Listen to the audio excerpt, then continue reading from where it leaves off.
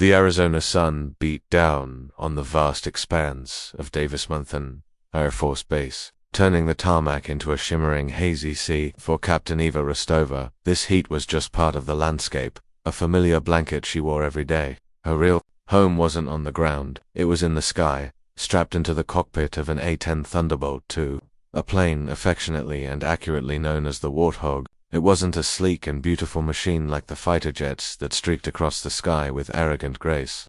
The Warthog was built for a different purpose. It was a flying tank, designed to get low and slow, to protect the soldiers on the ground with a ferocity that was legendary. It was honest, rugged, and uncompromising, qualities Eva admired and tried to live by. She stood near the flight line, her hands tucked into the pockets of her flight suit, watching the ground crew swarm around her assigned aircraft. They moved with a practiced efficiency, their gestures and calls a well-rehearsed ballet of fuel lines, munitions checks, and system diagnostics. Eva knew most of them by name. She made it a point to. A pilot was only as good as the plane they flew, and these men and women were the ones who ensured her Warthog was ready to snarl. Her gaze drifted from the plane to the control tower, a sterile, imposing structure that seemed to watch over the entire base. Inside, she knew, decisions were being made. Decisions that would chart the course of her day, her week, her career. And lately, it felt like those decisions were being made by one man in particular, Major David Callahan. Callahan was a man carved from a different stone than Eva. He was a product of the fighter pilot world, a man who believed in speed, altitude, and the clean, detached kill from miles away. He had been transferred to command the A-10 squadron 6 months ago, and from day one he had made his disdain for the Warthog and its pilots clear. To him, they were relics, slow-moving targets in a modern age of hypersonic missiles and stealth technology, and he seemed to have reserved a special kind of skepticism for Eva. She wasn't sure why. Maybe it was because she was a woman in a field still dominated by men. Maybe it was because she didn't engage in the usual bravado and backslapping he seemed to favor, or maybe it was because of the incident in her last deployment, a difficult choice she had to make in the heat of battle. A choice that saved a ground patrol but put her aircraft at risk. The official inquiry had cleared her of any wrongdoing, praising her quick thinking, but Callahan had read the report, and she could see in his eyes that he had come to a different conclusion. He saw her as reckless, an emotional pilot who couldn't be trusted. A voice broke through her thoughts. "Rostova, my office." Now, it was Callahan, his voice sharp and devoid of any warmth, crackling over the small radio clipped to her vest. She didn't sigh. She didn't roll her eyes. She simply keyed her mic. "On my way, sir." Walking across the tarmac, the roar of a distant F-16 taking off washed over her. It was a sound of pure power, but to Eva, it lacked the soul of the A-10's twin turbofan engines. The Warthog didn't scream. It growled, but Major Callahan's office was exactly what she expected. It was neat to the point of being sterile. The walls were adorned with framed photos of F-16s and F-22s, sleek silver birds against a perfect blue sky. There wasn't a single picture of an A-10. His desk was a large, imposing piece of dark wood, and he sat behind it like a king on a throne, his posture ramrod straight, his eyes cold and assessing. "Close the door," he said, not looking up from a file he was reading. It was her file. She knew its contents by heart. Eva closed the door, the click of the latch sounding unnaturally loud in the quiet room. She stood at attention, her gaze fixed on the wall just over his shoulder. He let the silence hang in the air for a full minute, a classic power move. Finally, he closed the file and steepled his fingers, looking at her for the first time. "Captain, we have the green flag exercises coming up. It's a joint training operation with the Army, high stakes, high visibility. The brass from the Pentagon will be observing." Ava's heart gave a small leap. Green flag was the pinnacle of A-10 training. It was as close to real combat as you could get, a complex, chaotic dance between air power and ground forces. It was the reason pilots like her endured the endless drills and the Arizona heat. "Yes, sir, I've been reading the preliminary briefs." "Good," Callahan said, his tone flat. "You'll be leading the third sortie, but not in the main engagement zone." Eva felt a familiar knot of disappointment tighten in her stomach. "Sir, your flight group will be assigned to the northern sector." "Sector Gamma," he continued, a faint, almost imperceptible smirk playing on his lips.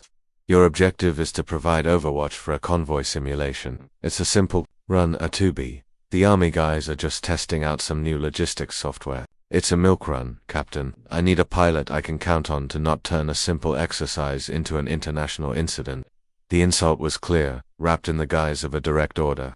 Sector Gamma was miles away from the main action, a forgotten corner of the massive training range, a milk run. He was benching her. He was putting her on the sidelines for the most important training exercise of the year. And he was doing it with a condescending smile. Ava's training, her very nature, screamed at her to remain impassive. Show no emotion. Give him nothing. But the injustice of it stung. She had more hours in the A-10 than almost any other pilot on the base. She had proven herself in real combat, and she was being relegated to babysitting a fake convoy because her commanding officer didn't trust her. She chose her words carefully.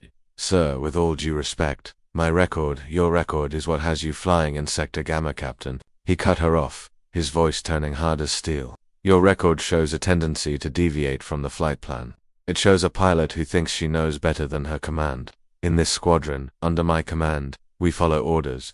We stick to the plan. There is no room for improvisation. Is that understood? Yes, sir, Eva said, her own voice quiet but firm. There was no point in arguing. Arguing with a man like Callahan was like trying to punch water. It was exhausting, and you only ended up looking foolish. Your wingman will be Lieutenant Miller, Callahan added. He's fresh out of flight school. Keep him out of trouble. I don't want any dings on my new aircraft.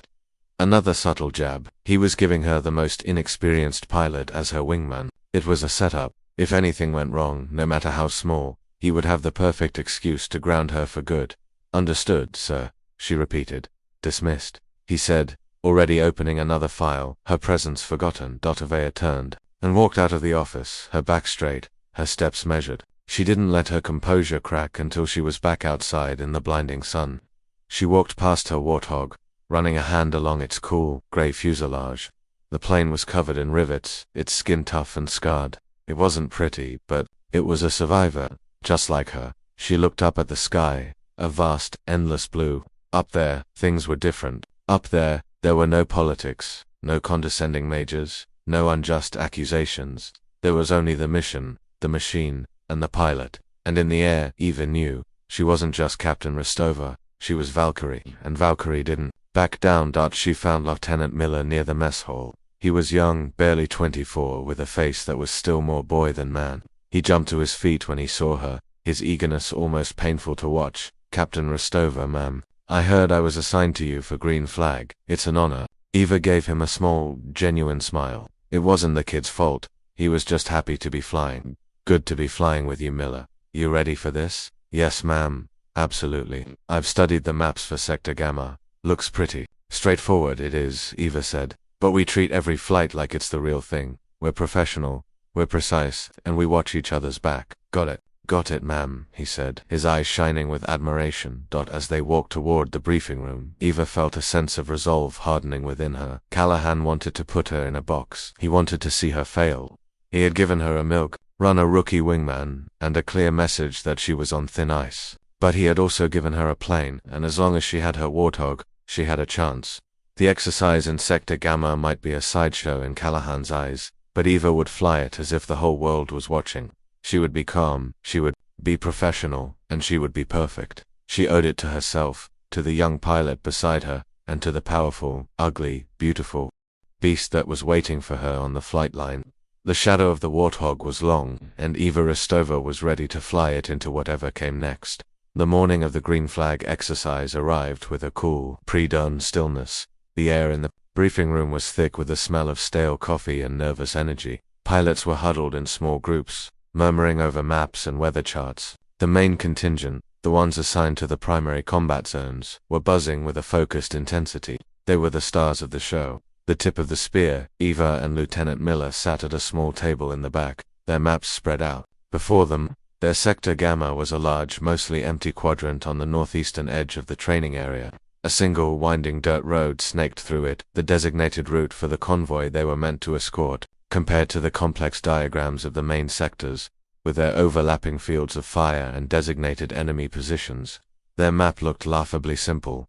Major Callahan stood at the front of the room, conducting the main briefing. He spoke with a clipped, confident authority, his laser pointer darting across the central map, highlighting objectives and rules of engagement. He never once glanced in Ava's direction. To him, she and Miller were a footnote, a logistical necessity to be managed rather than a tactical asset to be used. Remember, people, Callahan concluded, his voice ringing with importance. The world is watching. The future of air-to-ground support is being tested here today. I expect nothing less than perfection. Stick to the plan. Trust your command. Any questions? Silence. Good. Go make it happen. The room erupted in a scrape of chairs and a chorus of yes sirs. As the other pilots filed out, energized and focused, Eva calmly folded her map. Well, I guess that's us, Miller said, trying to sound upbeat. Convoy duty. Should be a nice view, at least. Eva looked at him, seeing the flicker of disappointment in his eyes. He wanted to be in the thick of it,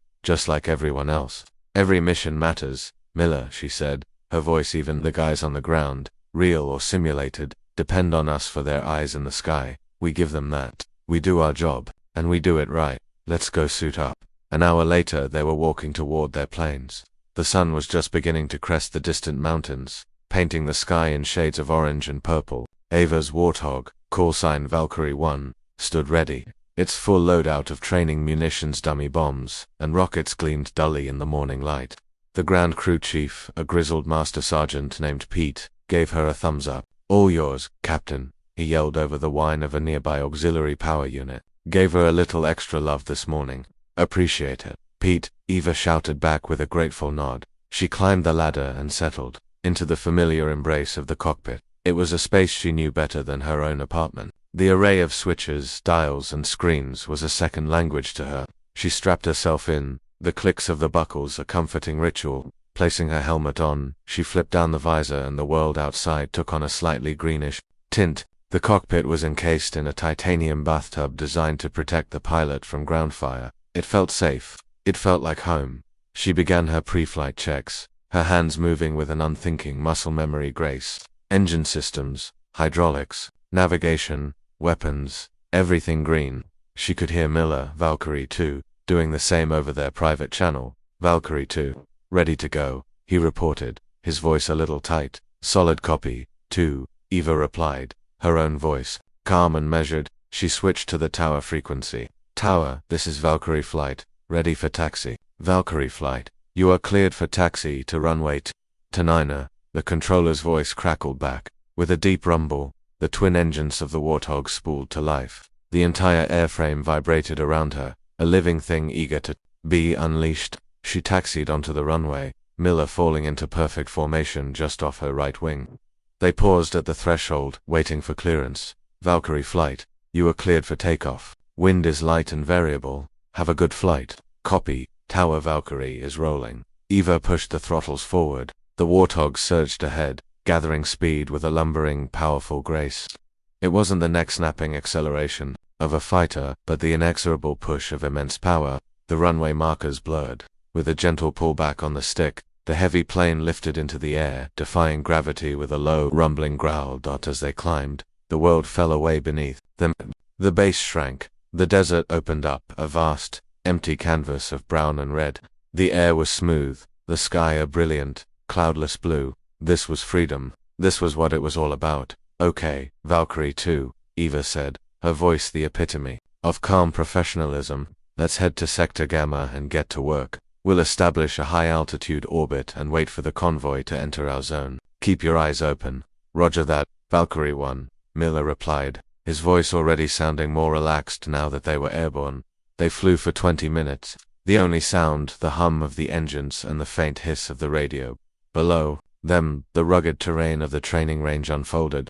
It was a desolate, beautiful landscape of rocky mesas, deep canyons, and dry riverbed. It was the perfect place to train for the harsh realities of modern warfare. They reached Sector Gamma and began a wide, circular orbit at 10,000 feet. From this vantage point, they could see the entire sector.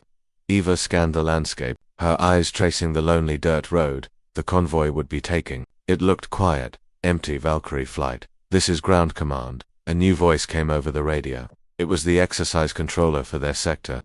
The convoy, call sign Wanderer, is 5 minutes from your sector's entry point. Begin your overwatch. Solid copy. Ground command, Eva responded. Valkyrie is on station. Minutes later, she spotted them. A line of dust on the horizon resolved into a small column of Humvees and transport trucks, moving slowly along the road. They were the simulated convoy, the reason for this milk run. Valkyrie 2, I have eyes on Wanderer, Eva reported, Let's descend to 5,000 feet and begin our escort pattern. Copy. 1. They spiraled down, the details of the ground becoming sharper. The convoy looked like a child's toy set from this height. For the next hour, the mission was exactly as Callahan had described it, boring. They flew a lazy figure-8 pattern over the convoy, which crawled along the dusty road at a steady pace. The radio was mostly silent, broken only by routine check-ins. Wanderer, this is Valkyrie 1. Status check. Valkyrie 1. All green here, a voice from the convoy replied. Software is running smooth. Thanks for the shade. Eva allowed herself a small smile. Even in a simulation, the sight of an A-10 overhead was a comfort to the people on the ground. It was on their fourth pass that something felt wrong. It was just a flicker of movement in her peripheral vision, something that didn't belong. She banked the plane, focusing on a cluster of rocky outcrops about 2 miles north of the convoy's path. Valkyrie 2, you see anything over at grid coordinate 4-7-9? She asked, her voice still calm but with a new edge of alertness. Miller's plane shifted position. Negative. 1, just a bunch of rocks. What are you seeing? Eva wasn't sure. It could have been a trick of the light, a heat shimmer, but her instincts, honed over hundreds of hours of flight time, were screaming at her. She zoomed in with her targeting pod, the screen in her cockpit displaying a grainy, magnified image of the area. The rocks were just rocks. But then, oh, glint, a flash of reflected sunlight. It was there for a second, then gone. It could have been a piece of mica or quartz, or it could have been the lens of a scope. Ground command, Valkyrie 1, she said, her voice steady. Be advised, I may have spotted something in the rocks north of Wanderer's position. Could be an unauthorized observer. Recommend the convoy hold position while we investigate. The response from the exercise controller was laced with annoyance. Valkyrie 1, the exercise parameters show no opposing forces in Sector Gamma. It's a clean sector, probably just wildlife. Keep the convoy moving. You're on a schedule, Eva. Felt a flash of frustration. He was reading from a script, just like Callahan. The plan said the sector was clean, so it must be clean. Valkyrie 2. Stay high and keep overwatch on the convoy, Eva ordered, making a decision. I'm going to take a closer look. Copy. 1, Miller said, a hint of nervousness in his voice. Eva broke from the pattern and dropped her Warthog lower, descending toward the rocky mesa. The ground rushed up to meet her. She was flying at 500 feet now, the air thicker, the plane buffeted by ground-level thermals. The growl of her engines echoed off the canyon walls. She keyed her radio again, this time to Major Callahan's command channel. It was a breach of protocol to contact him directly during an exercise, unless it was a dire emergency. But her gut told her this was important. Pegasus, this is Valkyrie 1, she said. Using Callahan's call sign, the reply was instantaneous, and dripping with irritation. What is it, Valkyrie? You're supposed to be on the sector channel. Sir, I have a possible unauthorized presence in Sector Gamma. I've spotted a metallic glint from a concealed position near the convoy's route. I am moving to investigate. I advise we halt the convoy as a precaution. Callahan's voice came back, sharp and dismissive. A glint, Captain. You're chasing shadows. It's the desert. Things glint. Your orders are to escort that convoy, not to go on a wild goose chase. Get back in your pattern and complete your mission. Is that clear, sir? My instincts are telling me your instincts are not part of the flight plan. Callahan snapped. I gave you a simple task, Rostova. Don't make it complicated. Get back on station. That's an order. Pegasus out. The channel went silent.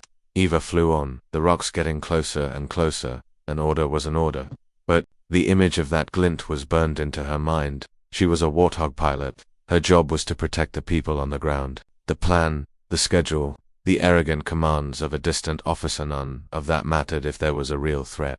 She made a choice. Valkyrie 2, she said to Miller, her voice as calm as a frozen lake. The convoy is your responsibility. Now maintain high orbit. Do not let them out of your sight. 1, what are you doing? The Major said I'm going to make sure those rocks are just rocks, Eva said. Valkyrie 1 is going dark. She switched off her main radio transmitter, cutting her link to Callahan and ground command.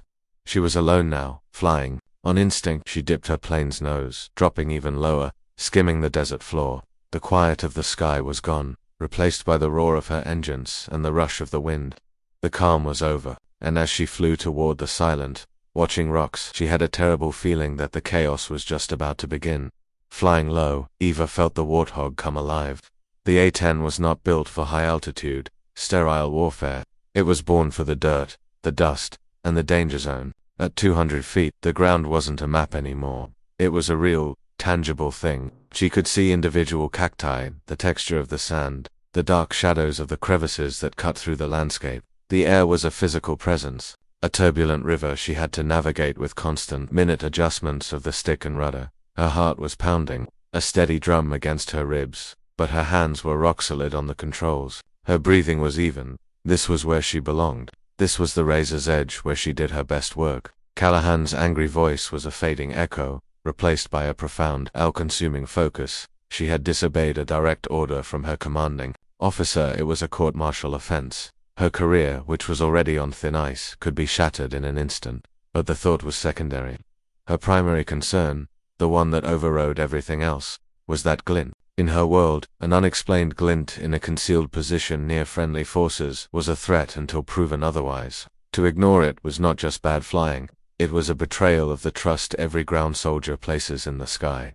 She circled wide, approaching the rocky mesa from the south, keeping a ridge between her and the suspected position to mask her approach. The convoy, under Miller's watchful eye, continued its slow crawl along the road, oblivious to the drama unfolding just a couple of miles away. They were following their orders. They were trusting the plan. Eva hoped she wasn't wrong. If this was nothing, if she found a piece of tinfoil or a shiny rock, she would have thrown her career away for a ghost. As she came around the ridge, she popped up just high enough to get a clear view of the outcrop. Her thumb was poised over the trigger for the 30mm cannon, a weapon so powerful its recoil could slow the plane in mid-air. She scanned the rocks, her eyes and the targeting pod working in unison, and then she saw it. It wasn't a glint this time. It was a man. He was dressed in desert camouflage, lying prone, a long-barreled rifle resting on a bipod a few feet away. Another man was setting up what looked like a mortar tube.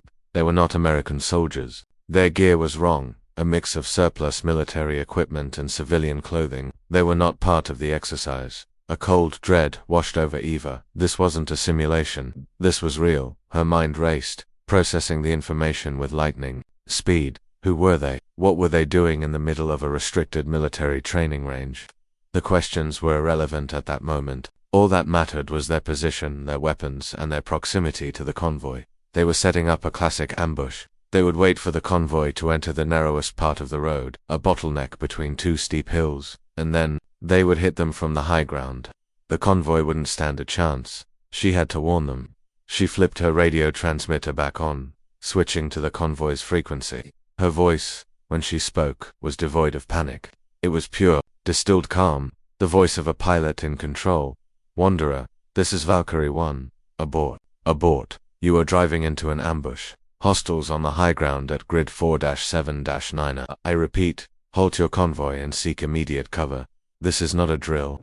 The response from the convoy commander was immediate, his voice filled with confusion and alarm. Say again, Valkyrie. We have no hostiles on the scope for this exercise. This is not an exercise, Wanderer. Ava's voice cut through the static, sharp and clear. You have two, possibly more, unidentified hostiles setting up a mortar and sniper position overlooking your route. Halt now. On her screen, she saw the convoy grind to a halt. Doors flew open and simulated soldiers, now facing a very real threat, scrambled out of their vehicles, seeking cover behind the thin metal of their Humvees. They were exposed. They were sitting ducks. The men on the ridge had seen her. One of them was pointing up at her, shouting to his partner. They were scrambling, trying to get their weapons ready faster. They knew their cover was blown. Ava's radio crackled to life again, but this time it was Callahan's furious roar on the command channel. He must have been monitoring the other frequencies. Rostova, what in God's name do you think you're doing?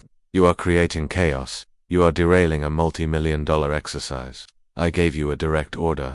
Pegasus, be advised. I have positive identification of two armed hostiles in Sector Gamma, Eva reported, her tone still unnaturally calm as she banked her Warthog hard, lining up for a pass. They are not part of the exercise. They are preparing to engage the convoy. I am moving to neutralize the threat.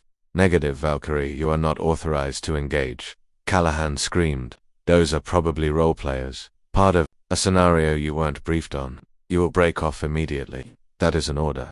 Role players, the thought was absurd. Role players didn't use real mortar tubes. Callahan was blinded by his own arrogance.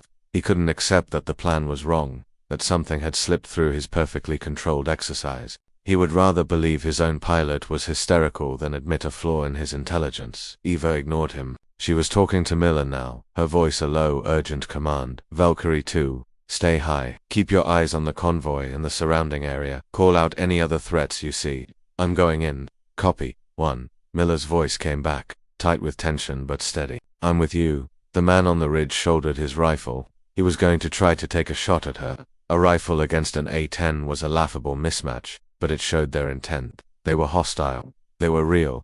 Eva had to make another choice. The rules of engagement were strict. Even in a combat zone, you couldn't just open fire. But this wasn't a declared combat zone. This was American soil. These men were, for all intents and purposes, terrorists. And they were about to kill American soldiers, simulated or not. The men in those trucks didn't know this wasn't part of the game. They were reacting as if their lives were on the line. Callahan's order was to break off. Her duty was to protect. The two were in direct opposition. In that split second, Eva made the only choice a true Warthog pilot could make. She chose the soldiers on the ground. Pegasus, I am engaging, she said, her voice flat and final. She switched her radio off again, silencing Callahan's enraged sputtering. She was committed now. There was no going back.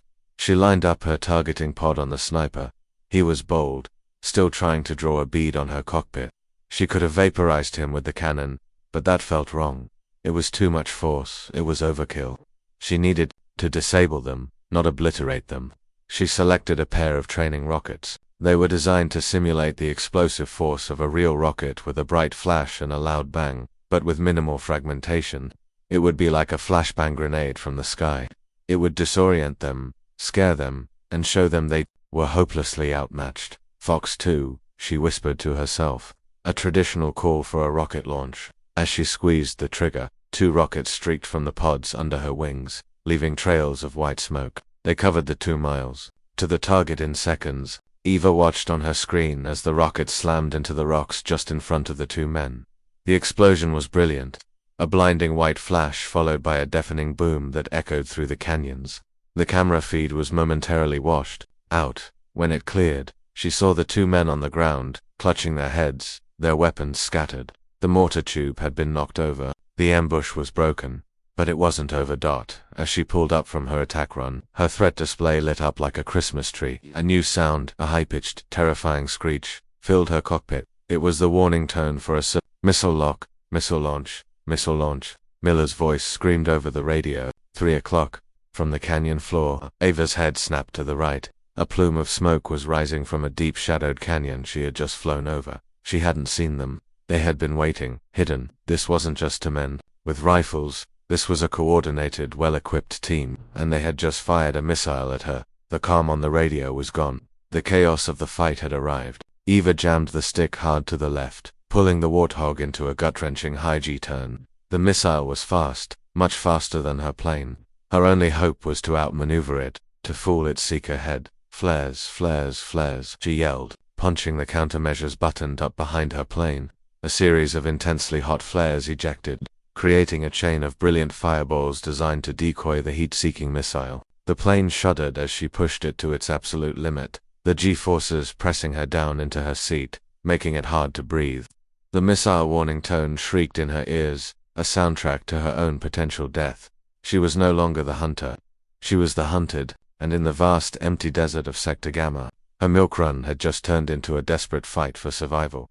The world outside, Eva's cockpit was a blur of brown and blue as she threw the Warthog into a violent, defensive spiral. The missile alarm was a constant, piercing scream in her helmet, a sound that meant death was closing in at over twice the speed of sound. Her body felt like it weighed 1,000 pounds, the crushing G-forces trying to pull the blood from her brain. She fought it, grunting with the strain, her focus narrowed to a single, primal point. Survive. Valkyrie 1, it's still on you. Break right, break right. Miller's voice was a lifeline in the chaos, his eyes tracking the smoke trail of the missile from his high orbit. Eva didn't need to be told. She slammed the stick to the right, reversing the turn, the heavy airframe groaning in protest. She punched the flare dispenser again.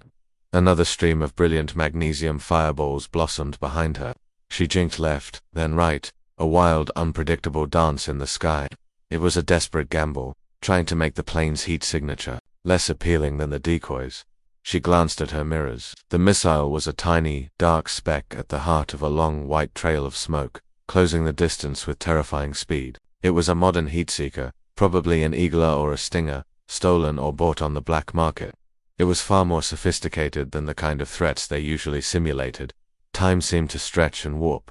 Seconds felt like minutes. She was out of altitude, flying low and fast over the jagged terrain. She didn't have the option of diving to escape. Her only chance was to make the missile miss, just as the missile was about to strike.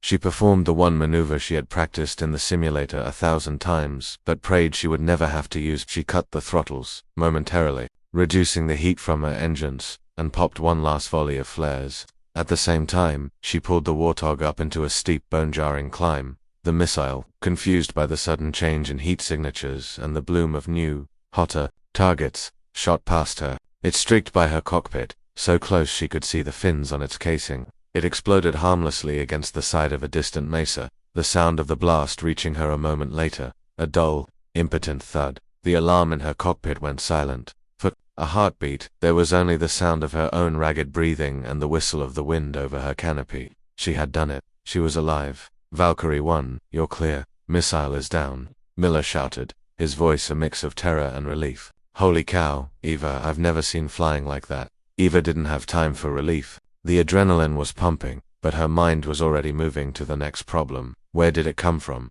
Miller. Pinpoint the launch site, canyon floor, grid 477, he reported instantly. I saw the smoke. There's a truck down there, partially hidden under some camouflage netting. A truck. This was a team. The men on the ridge were the spotters and the ambush. The team in the canyon was the air defense. They were organized, they were professional, and they had just tried to kill her.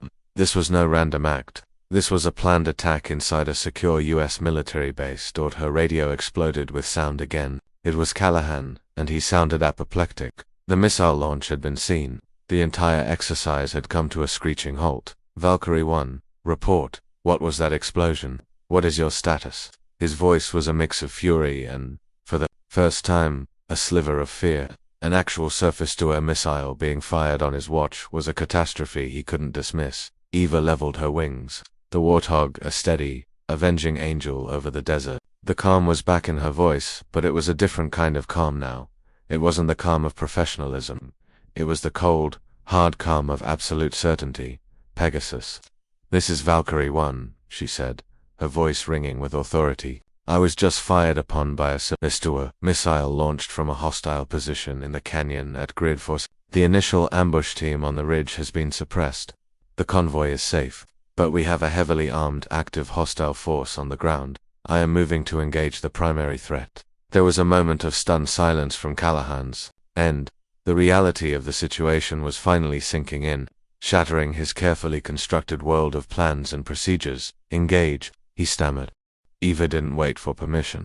She had all the permission she needed, written in the smoke trail of the missile that had nearly taken her life. She had been fired upon. The rules of engagement were now crystal clear. She was free to defend herself and eliminate the threat. She rolled the A-10 onto its side, the ground filling her view. The truck in the canyon was right where Miller said it would be. She could see two more figures scrambling near it, one of them holding another missile launcher. They were reloading. Valkyrie 2, stay high and keep watch for any more surprises, she commanded. I'm taking out that truck. Roger, 1. Give 'em hell. Eva lined up her attack run. This time, there would be no warning shots. No non-lethal rockets. These men had tried to murder her. They had tried to murder the soldiers in the convoy. They had brought a real war to her doorstep, and she was about to answer with the full, terrifying power of the A-10 Warthog. She selected her primary weapon, the GAU-8 Avenger, a 7-barrel Gatling gun that was the heart and soul of her aircraft. It was more than a gun. It was a force of nature. It fired 30mm armor-piercing incendiary rounds at a rate of almost 4,000 rounds per minute. Each shell was the size of a milk bottle. It was designed to shred tanks, and it would make short work of a pickup truck. As she dived toward the canyon, the world narrowed to the glowing green display of her heads-up display. The targeting reticle, the death dot, settled over the truck. The men below looked up, their faces masks of panic. They knew what was coming. Her thumb pressed the trigger on her control stick. The sound was like nothing else on Earth. Wasn't a bang or a pop. It was a deep, guttural, world-ending roar. Brera. The entire plane shuddered around her as the cannon unleashed its fury. A stream of fire, a torrent of depleted uranium and high explosives, erupted from the nose of her plane. The ground where the truck was parked simply vanished in a storm of dust and fire and shrapnel. The sound wave hit the canyon walls and echoed back, a rolling thunder that seemed to shake the very foundations of the desert. She watched on her screen as the 30mm rounds tore the truck apart, the metal shredded like paper, the camouflage netting vaporized. The second missile launcher, which one of the men had been raising to his shoulder, disintegrated in a flash of light. The threat was gone, neutralized. Eva pulled up, the growl of her engines the only sound in the sky. The canyon below was filled with smoke and fire. Justice had been delivered at 3,900 rounds per minute. She took a deep, steadying breath. Her hands were trembling slightly now that the adrenaline was beginning to recede. She looked at her fuel gauge, her munitions count. She was low on both, but the job was done. She keyed her mic, her voice broadcast across all channels. For Callahan, for ground command, for Miller, and for the soldiers in the convoy who were now staring in awe at the pillar of smoke rising from the canyon. Pegasus, Wanderer, this is Valkyrie 1. The threat has been eliminated. Sector Gamma is secure. I repeat, Sector Gamma is secure. For a long moment, there was only silence on the radio. The chaos of the fight was over. The calm had returned. But everything had changed. Then, a new voice came on, cutting through the quiet. It was the convoy commander, Valkyrie 1. Holy Mother of God. We saw the whole thing. You saved our lives. We are in your debt. Eva felt a lump form in her throat. That was what mattered. Not the reprimands. Not the insults from Callahan. That was the reason she flew the Warthog. She banked her plane and turned for home, Miller falling into formation beside her. The flight back to the base would be long. The debriefing would be even longer. She knew she would face a storm of questions, inquiries, and investigations. Callahan would try to blame her, to paint her as a loose cannon. But she had the gun camera footage, she had the missile warning recording, and she had the truth. She had been underestimated. She had been insulted. She had been given a milk run and told to stay out of the way. But when the moment came when the chaos erupted from the quiet desert floor, she had been the one to stand and fight. She had been calm on the radio and a warrior in the sky, and the sound of her cannon, the beautiful, terrible sound of justice, was still echoing in her ears. The silence in the debriefing room was heavier than any G-Force Eva had ever experienced. The room was cold, the air conditioning a stark contrast to the desert heat she had just left. Seated around the large, polished table were the highest-ranking officers on the base, including a grim-faced two-star general who had flown in from the Pentagon to observe the green flag exercise. He had gotten more of a show than he'd bargained, for Major Callahan was there, of course, seated at the opposite end of the table from Eva. His face was a pale, tight mask of fury. His career was flashing before his eyes, and he was looking for someone to blame. His gaze kept flicking toward Eva, his eyes burning with a cold fire. Lieutenant Miller sat beside her, looking nervous but resolute. Eva was calm. She had presented her report, her voice even and steady, recounting the events in Sector Gamma without emotion or embellishment. She had detailed the glint of light, the initial discovery, her decision to investigate, the missile attack, and her subsequent engagement of the hostile forces. She laid out the facts, one by one, like pieces of a puzzle. When she finished, General Marcus, the man from the Pentagon, leaned forward, his hands clasped on the table. He was a veteran of the old school, a man who had seen real combat, and his eyes held a weight of experience that Callahan's lacked. Captain Rostova, the general began, his voice a low, gravelly rumble. You directly disobeyed to orders from your commanding officer. First, when you broke formation to investigate what Major Callahan had dismissed as a shadow. Second, when you engaged the hostiles after being ordered to break off. Is that correct? Yes, General Eva said simply. There was no point in denying it. Callahan seized his moment. General, this is precisely the kind of reckless, insubordinate behavior I have warned about. Captain Rostova has a history of deviating from the flight plan. She jeopardized a multi-million-dollar exercise, endangered her wingman, and took matters into her own hands based on a gut feeling. Her actions were unjustified and unjustified. The general interrupted, turning his steely gaze on Callahan. Major, are you suggesting that the surface-to-air missile fired at her aircraft was also a shadow? Callahan flushed. No, sir. Of course not. But the initial decision was flawed.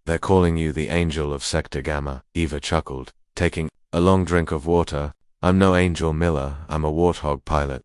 She looked at the plane, this ugly, beautiful, stubborn machine. It was built to be underestimated, to be dismissed by those who favored speed and elegance. But when the chaos came, when the soldiers on the ground needed a savior, it was the Warthog they prayed for. It was a plane with a purpose.